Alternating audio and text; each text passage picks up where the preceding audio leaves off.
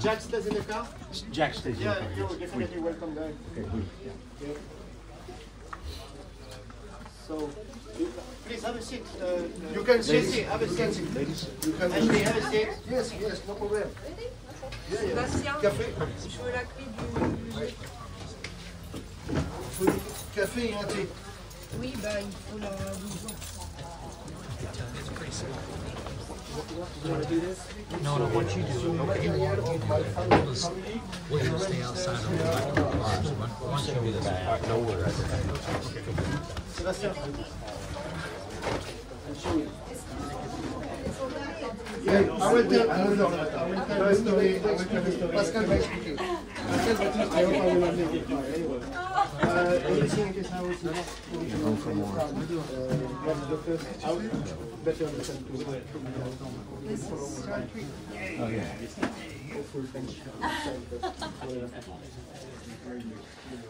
When Peter, you say go when Oh, it's yeah. Jack's staying in the car. In the, all right. We can prepare some hot drink for him, like a cup of coffee or tea or You something. know, I'll go ask. Yeah. You go ahead and can begin, and I'll Yeah, go all ask. right. Then if you are here, all right. So, Do you mind if I go right there? thank you first.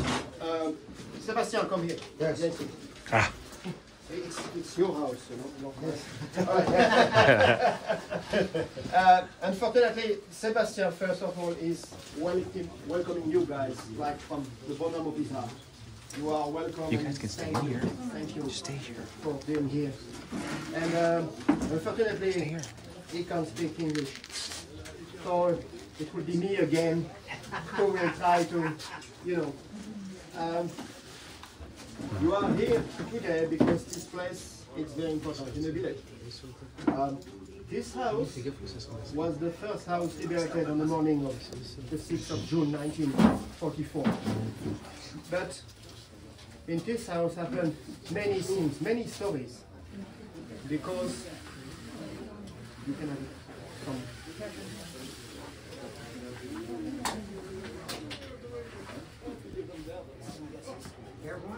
yeah, well.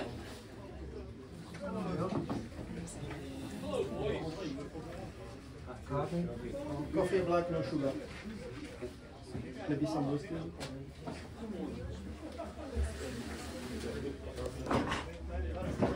Ashley, Tracy, do you want something? Want a coffee? We can make you a coffee if you want a cup of tea. Yes? Yes, coffee. Okay, you can get that. Merci, merci. Pas de problème. Tu peux demander ouais. On peut avoir du café? No. Oh, sorry. Eric, je vais pas dire non pour un café, moi. Un café, ouais, aussi. Ramène une bordée de café, tant pis. On s'en fout. Okay. I will start with the story. I will try to make it quick because you are a little tired, maybe an old busy man. Okay. Sebastian and his family and all the people here are very happy and honored to have you guys. So this house is very important because of the people living here. The family Boré was owning the house at the time during the war, and the family Olar. Both families were really active in the preparation of the D-Day. They were resistance members. So in the family Boré, one of the men was the postman. So it was easy for him to move along the places, you know, and deliver messages. But there were many ways to deliver. The people living here, their duties, they were members of the group, resistance group called Alliance. Very important. Some of them were working for the OSS. Their mission was not to attack the Germans, to kill them at night. They had to prepare the D-Day landing, to gather information, intelligence, and they did that. They managed to get a shaft 15 meters long. If you put all the pieces of this shaft together, 15 meters long. And they were writing on the shaft all the German positions, the machine gun nests, bunkers, but also the name, and they get information about the German units in the area. Names of the officers, their ranks. If a new officer was coming, they knew it, and they knew from if he was coming from the Russian front, they knew if he was infantry or tank battalion or any other unit. So it was a very slow process to gather all this information and send everything to London.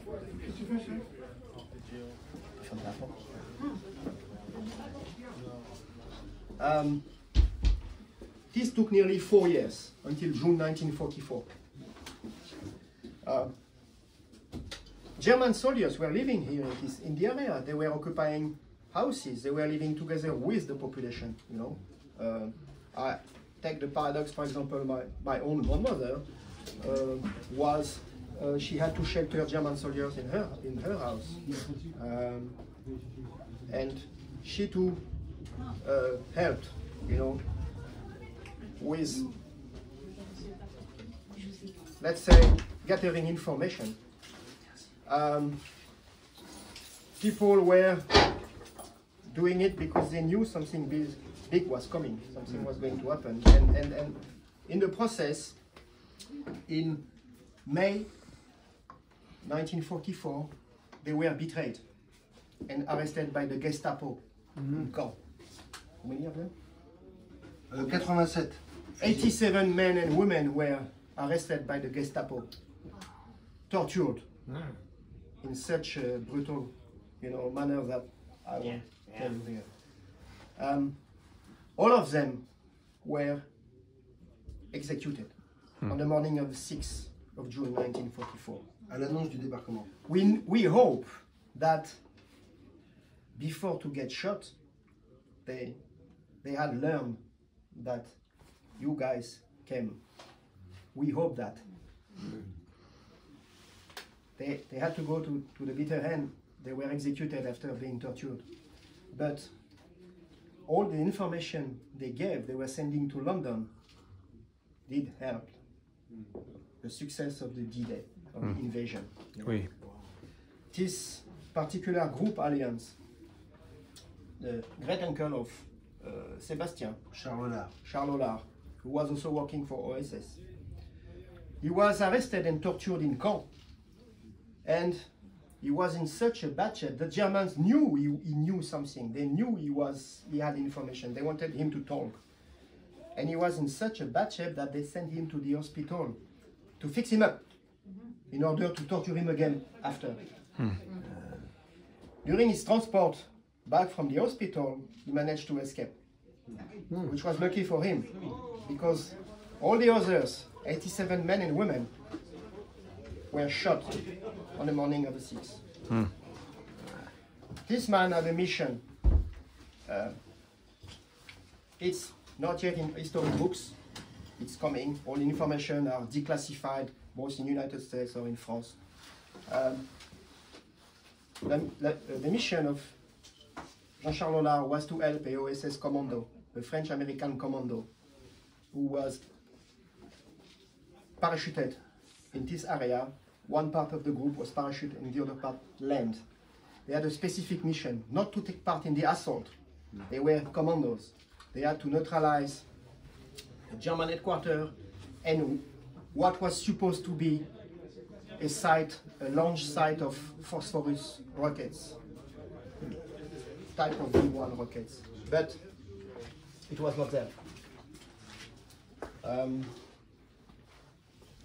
Sorry, like it's a bit of emotion to have Al and Bill in this room. I'm, you know, looking for my word. This very place, which was the first house liberated, was the house of a resistant member, a resistant family. But other people in the street, in the village, up to Vienville, were walking together.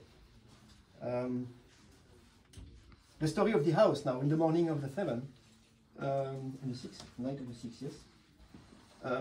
It's a particular place because behind the house, in the garden,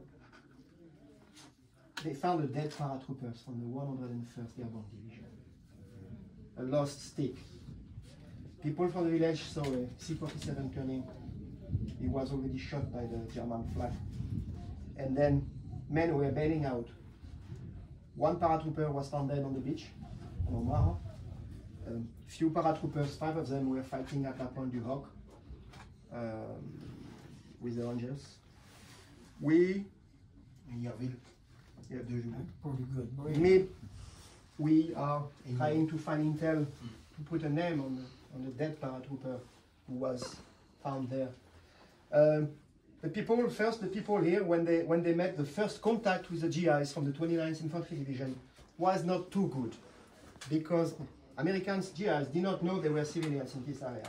And when they saw them, they thought they were probably working together with the Germans, but they were not. They were just people living here.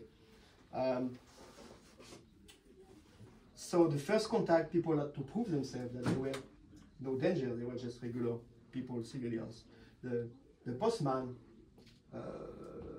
people said, we are living here. We are just, normal people. People were living in this house in simple conditions. After I will show you the rest. They had, luckily, a cow, to get some dairies and some chickens, eggs, everything. They were managing to live aside of the German, which German soldiers were, let's say, more or less correct to them. It was not the Russian front, but they were even, if I speak, when I was speaking with my grandmother, they said that they were correct. They were paying for the food. No one would have dared to touch a woman. It was not, the way they were behaving here was not the way they were behaving in Eastern Poland or in Russia, for example, or Ukraine. But nonetheless, you had the Gestapo, where it was another deal. You had some SS unit working for the Gestapo. Their job was to find resistance members, to arrest them, torture them, make them talk, and then kill them. Near Saint-Germain, my own grandmother was cutting hair of German officers. She was Polish, she speaks fluently German, but they did not know that. So when they were going for a haircut, she was just listening. If one of their girlfriends was coming, she was listening, chit-chat between them. She could see a new officer, his ranks, if he was coming from an infantry unit or tank battalion, whatever. And then she was repeating everything, what she heard to someone who was, repeating to someone else. And then the transmission was done to London. The radio transmitter was first, la première radio, la position, c'était à Vierville. Le premier poste de commandement a été au Ruquet, juste ici à 300 mètres. La radio pour envoyer les messages à Ah, pour envoyer, non. Alors j'étais chez mon grand-père au garage de Vierville. Okay, so the first radio transmitter was in Vierville, in the garage. Then it was a bit dangerous, so they moved it in one village called Trévière. And then they had to train a woman living there to send messages. It was all crypted, and well, it was a bit dangerous to do that. Let's say the first encounter with American soldiers in the morning, to go back to the family, Madame Poré and the boy, Bernard Poré. Once the American soldiers find the civilians here in this house, the battle was started. Shells, the corner of the house was hit by a shell from the Navy. So the place was very dangerous for the GIs, for the civilians. So they moved them to a barn 300 meters from this place. But the next day, they needed food. So on the 7th. And le père Poré, André Poré, came with 2 GIs from the 29th in the morning of 7th, and they found a dead paratrooper with his parachute. He survived. He was bailing out from the plane. He was lost. The strange thing, they found him dead. Another German soldier was dead in a field next. We thought first, the people thought that they were shooting each other. One surprised the other, and a bit like cowboys, but he was probably killed by a German sniper who was in one tree at the other side. But the strange thing, this American paratrooper, when they found him dead, his shaving kit was open next to him. The canopy was in the garden. He was shaving. He was not in danger, so that's why the people who found him, because now the generation they were writing down the story, telling the story to others. The village wrote a book about those events. It's not in English, unfortunately, it's only in French. But we had some lead. Unfortunately, I was wrong.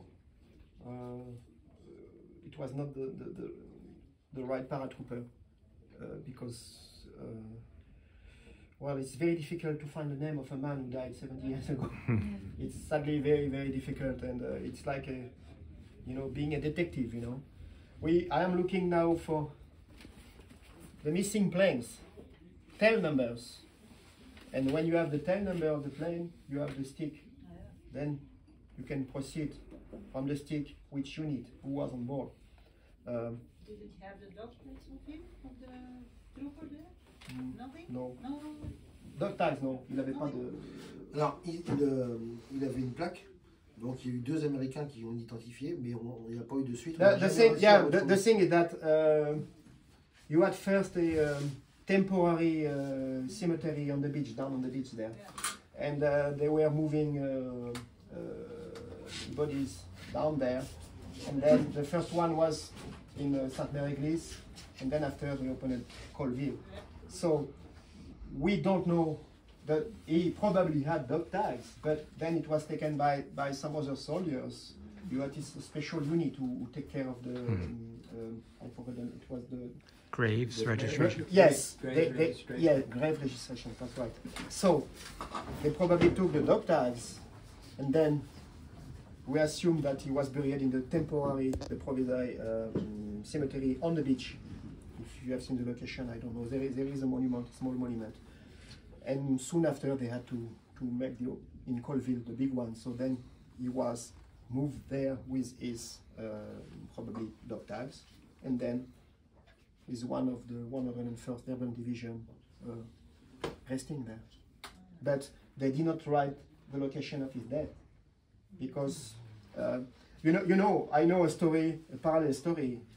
Two American paratroopers were taken prisoner in the area, and they were wounded.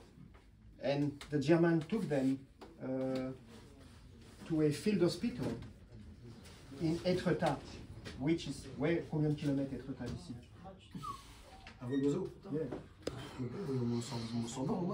About 100 kilometers away from this place, 100, well, maybe a little more. And they died there from their wound, and they were buried in one with German soldiers.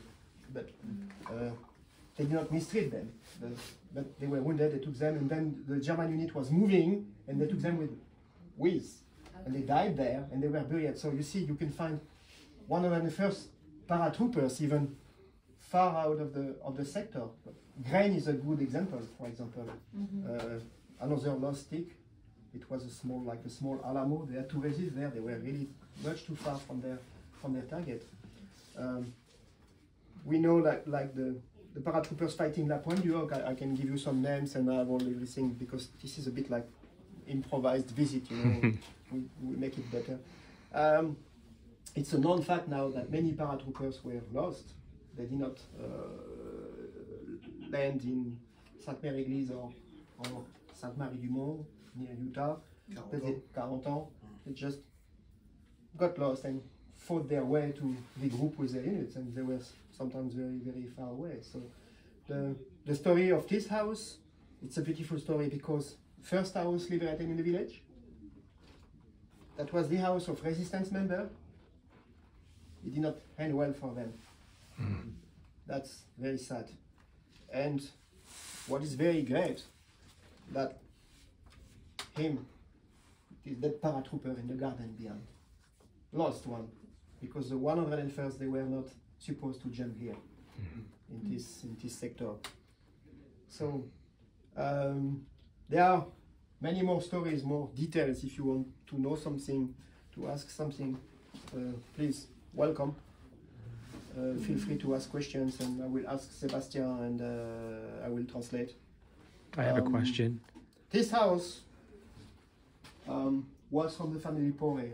Sébastien Ola, since he was a child, he said, one day I will buy this house, I will do something. And qui te l'a vendu? Bernard Poré. Bernard Poré. Bernard Poré, the boy who met the GIs, sell the house to Sébastien. And the two families are united because their fathers and uncles were in the same resistance group. So his great uncle was the only survivor because 87 from the group, men and women, were, I will never stress it enough, they were tortured and executed. And on this day, we never found their remains. We don't know what the Gestapo did with them. We don't know. They The boy vanished. was the only survivor here in this house. His great uncle. Yeah, that was the only one. All right. She's a bit late, but okay. Pascal, Yes. did I hear you correctly? Did you say that the paratrooper who was found by a shaving kit? He was found by 2 GIs from the 29th and Le Père Poré, the boy, Le Père, Ouais, André Poré. André Poré. They were, because behind there, I can show you the place. We'll go. It's maybe a bit difficult for I don't know. Bill would like to see the place where we found there is a small monument that people from here put there. We'll try. Yeah, right. They found they were looking for eggs because they were, like I said, they moved the inhabitants in one barn 300 meters away. Then they needed food, and they were going. Probably the GIs also needed food because, like I said, they were chicken and eggs, and they wanted to get maybe something better to eat than K rations. I don't know. Right. I will do that, And when they went up the field behind the house in the garden, they found the dead paratrooper there. 2 GIs from the 29th and Mr. Poré. Who was not he was not in the group, resistance group, so that's why he was. In a way, I cannot say they were fair, but the Gestapo was really targeting the people they wanted to have. They were sometimes wrongly arresting people, so they were maybe a bit rough on them. But when they knew it was not interesting for them, little fish, they let them go. So, but those 87 men and women from the group Alliance. Alliance is very known in France. They were all over the country, but 3000 yes, about 3,000 members of this group. But I speak about the Alliance group for this sector. Saint-Laurent-sur-Mer, Vierville-sur-Mer. They were working together. They did a great job. They did a great job. About that special OSS unit, we are still, the archives are opening up. It's coming on both sides. There are more information coming. We know that the unit commander was a French captain, Captain Gattari. His first name, son premier nom. Roger. Roger Gattari. You can see his picture behind in uniform. Son fils est là aujourd'hui, vraiment. Yeah. His son came today to visit the place. Today? Yes. So the Captain Roger Gattari was working for OSS and they had a mission. They were dropped in the night of the 56. Pascal, je crois que son fils est là. Il m'a demandé à quelle heure il venait. Je pense qu'il doit être ici, mais je suis pas sûr. Okay. His son might be still. Tu veux que je l'appelle pour voir s'il est là? Yeah, Ça serait quand même bien. maybe you can say yeah.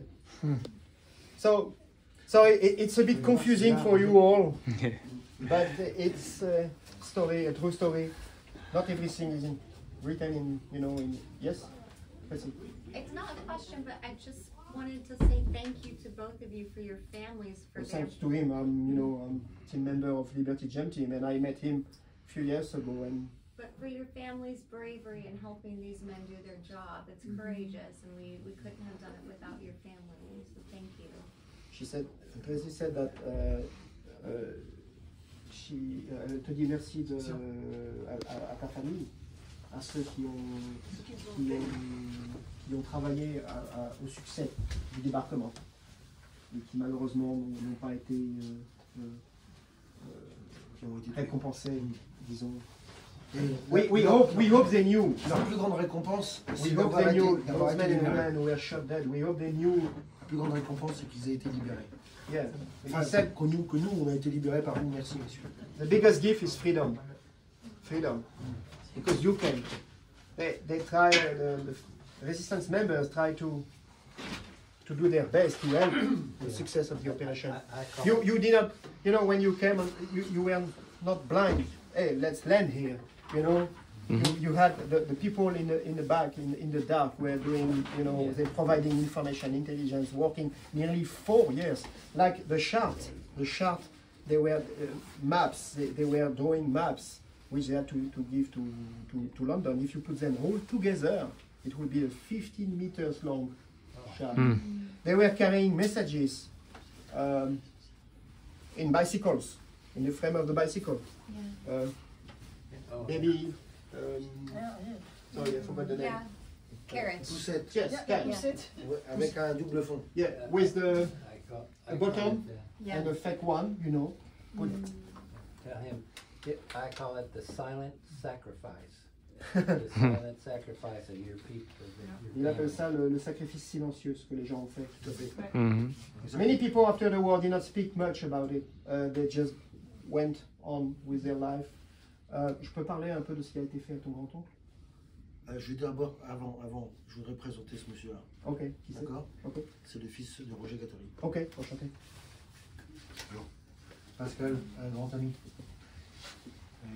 Donc, je voudrais vous présenter mon ami Roger Gattari. Il s'appelle comme son père, Roger Gattari. Sébastien, would like to introduce to you Roger Gattari, the son of the Captain Roger Gattari. Et c'est son père qui donc est intervenu dans la nuit le matin du 6 juin, où il y avait 12 sous-officiers français qui sont intervenus à Omaha Beach. Et une partie a été parachutée la nuit du 5 au 6. Et le 6 au matin, il a débarqué avec la deuxième vague d'assaut dans la Big Red One à Saint-Laurent-sur-Mer, côté Saint-Laurent-sur-Mer. Ok, they were. Comment tu me dis encore combien de membres du. Pardon, excuse-moi, j'écoutais, tu m'apprenais quelque chose de nouveau. 12 sous-officiers français. 12 members of this OSS group were parachuted here. Another group came from the sea with the Big Red One division. Ça a été classé pendant It was 70 ans. classified for 70 ans en France. Now it's still working. We are still working on. The archives are opening. We hope to get more information. Thanks to you. Thanks to you Also, too. and your work. Thanks to you too. Mm. Thanks Thank to you. Thanks first to of all, yeah. Mm. Let's not forget Yeah. anything. Yeah. So, well, what? Pascal, Yes. I have a question. Yes. So, can you tell me how many of his family members were living here at the time, and then? Elle voudrait savoir au niveau de combien de gens vivaient dans cette maison comme ça ici. Alors ici, il y avait Madame Poré, la grand-mère Poré. Enfin, le nombre Ouais. de- Et en tout, combien la de gens? famille, il y a 5, 6. Six people. Wow. I will show you behind the let's say the rest of the house and above. Now it's not open, but there are 6 people who are living Et here. la maison qui est juste en face. C'était And toute the, la and, même then, and the famille. house which C'était assis, c'était toute la même yeah, famille. yeah, one family was living here. It's a bit well, it's simple, but so were the condition of living of the people before. Yeah. Still original, huh? It is.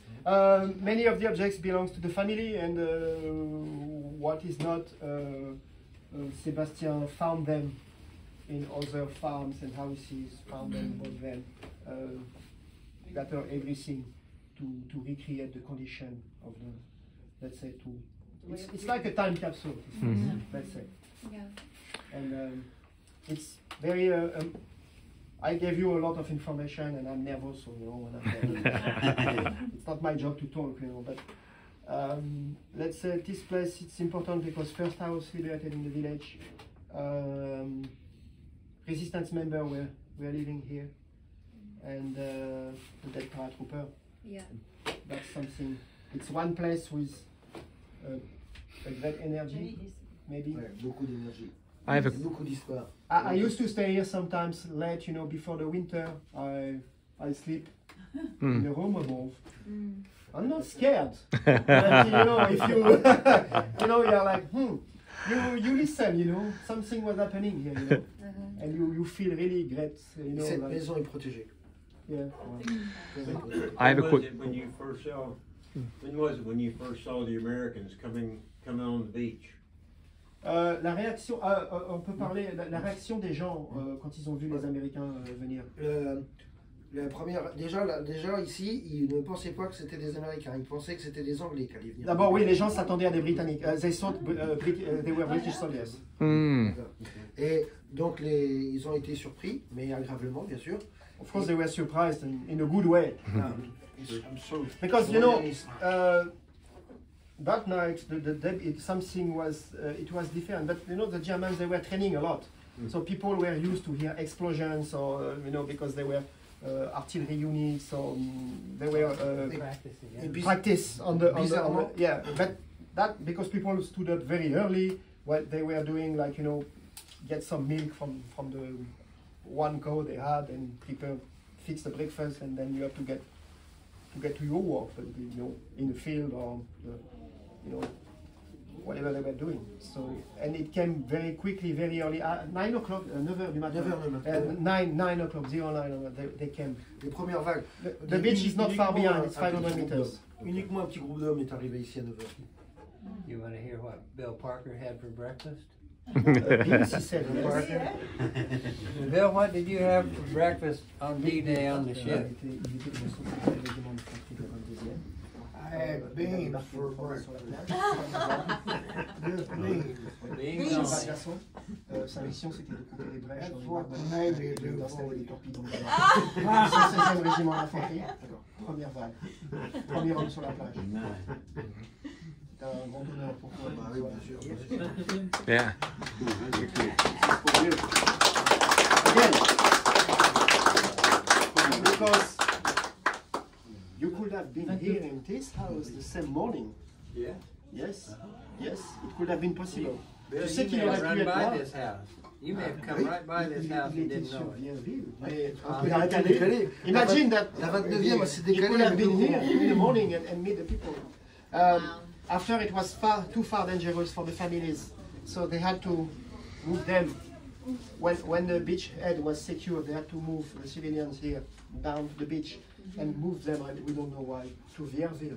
So they had to, the women had to cover the kids with clothes because there were too many dead bodies everywhere. It was an horrible sight. So there are a few pictures from the US Navy. Il y a des photos où tu vois les familles qui sont regroupées et qui sont en train de traverser, après qu'ils aient traversé la plage. Il y a des photos. C'est dans le livre, non? Mon grand-père, ma grand-mère et toute maison et mes parents. That picture where you see the civilians sitting there, his grandfather, grandmother, and children, that's the people, the Americans were moving from one side of the beach to the other. And like I said, they had to protect the kids because it was not a pretty They sight. had to hide their eyes. Yes, yes. Bill, ils vont être. They were walking, literally walking from this side of the beach to Vierville. Wow. The wall And they moved with the children obstacles, from here to the- you know, battle site, after the battle. The children, they had to hide their eyes because there were so many dead bodies. They didn't want the children to see Well, I'm sure that's right. I've seen the the dead bodies. All right, I will make it now maybe because, you know, our gentlemen are tired, I guess. So, Thank you. Yeah, we could keep talking merci. for a long time. But Est-ce que tu peux lui offrir le livre? Very good, very good. Thank you. Yes, thank you. you want to see the place where they found the dead paratrooper? All right. It's my friend. You had a coffee, yeah, for you actually. Yes, it's for you. All right, it's for you. Oh, It's present for you. oh, merci. It's sergeant, c'est le sergent de la 29e division d'infanterie du 175e régiment. Vous avez son histoire Pardon, ici. excusez-moi. Ah oui, pardon. Encore une fois.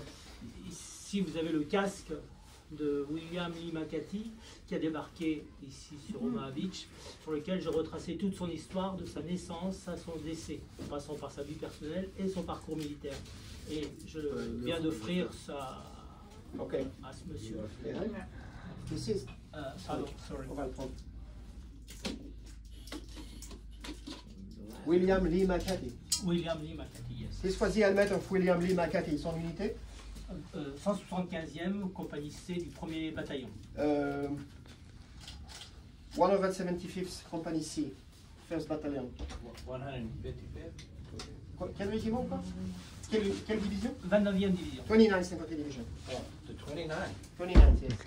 This is a helmet? This is a helmet from, again, le nom? William Lee McCarthy. William Lee McCarthy. You have the history on the book. He was Oh, finding it's his helmet, helmet. and he was finding the history of the man from his birth to his death, and he wrote a book about it, a small book, and he present history to Ed. Oh, So this was his To helmet? you. Yeah, that's what. oh, well, thank you. This was the helmet, and 29, huh? this is a liner helmet, but that's the real thing. Yeah, the blue and gray. Yeah. This is also an original piece. Virginia and Maryland. Period. Yep. Voilà. Mr. It's a present for you. It's a present for you because it's very important for my family to le devoir de mémoire for the memories. You were given this to Bill Murphy? No, the book. The book is for Bill. Yes, merci. Merci. Oh, the book is, yeah. The story of the guy, of the helmet. Unfortunately, not the helmet. Right, no worries. They're giving you his story. Oh. And that was his helmet? Yes. Yes. Well. Je dois les emmener derrière, ceux qui veulent. Quel temps il fait dehors? Tracy, can you open the door? It's raining outside. Yeah, it's raining. So we have to wait. We have to wait. Tout le monde est parti là parce que tout le monde. Do you want something, another coffee or tea?